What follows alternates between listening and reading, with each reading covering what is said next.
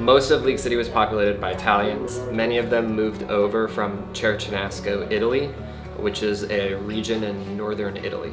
They came over, disembarked in Ellis Island and in Galveston, but most of the time in Ellis Island. And they moved over to this region because in Italy it was very difficult for these larger families to provide for themselves with just farming. And so they found out that coming to Texas, it was a much easier and much I guess more suitable situation for them to work with. And so Texas provided them, or gave them the ability to support their larger families in this area. And so many of them continued to farm. They were farmers in Cercinasco, and so they farmed here.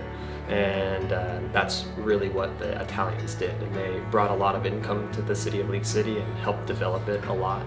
And many people don't realize how much influence League City, or how much the Italians have influenced League City. As far as the League City farmers, the majority of them lined Highway 3, pretty much from where 518 is currently today to Texas 96. That was almost essentially farm after farm. And there were other farms throughout town. There were farms on Louisiana Street, Webster Street, Kansas Street. They were scattered all around. Ultimately, there were 24 farms that were created. And so they were a major part of early League City economy in the early 1900s. My dad farmed, Lawrence Raffo farmed with his dad and his brothers, Angelo, Jimmy, and Johnny. And that's what they did all their life.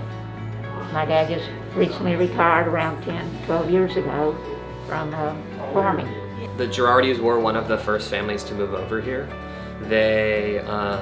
And so this is one of the only houses that's really still standing of the Italian families. And we were fortunate enough to have it moved over to Heritage Park to become a museum. It's not particularly this house, it was just picked as one of a bunch the of 13 them. families, yes. Right, and that's what it represents. Why it's so important is you don't all that stuff is going to keep fading away, just like World War II stuff, that people are getting into their 80s, 90s, 100s, and you just don't have the information. It makes me feel real good when I see the pictures of these families and all the other Italian families that are here, because I think they should be really recognized and remembered. After all, that was the reason this house was given to the city by Sebastian Girardi, who was one of the Italian families, of course. And the intent in his giving this house to the city was not to save the house per se. It was to create a museum or something that would recognize and honor the Italians.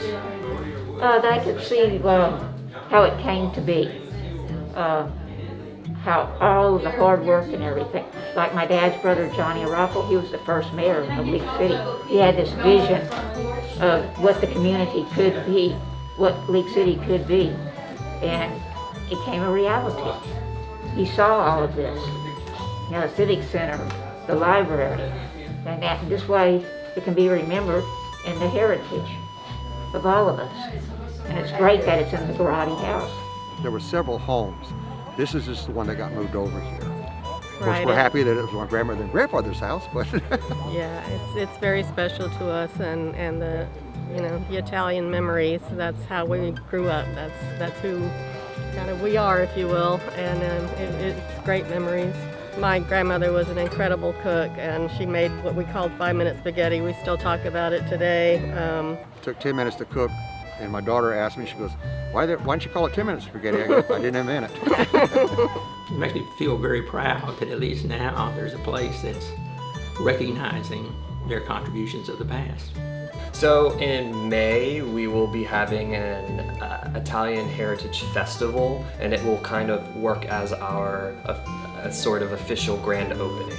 And to kind of bring people out to this area, get them informed about the Italian heritage and get some more people to come out here and learn about the history of the city that they live in.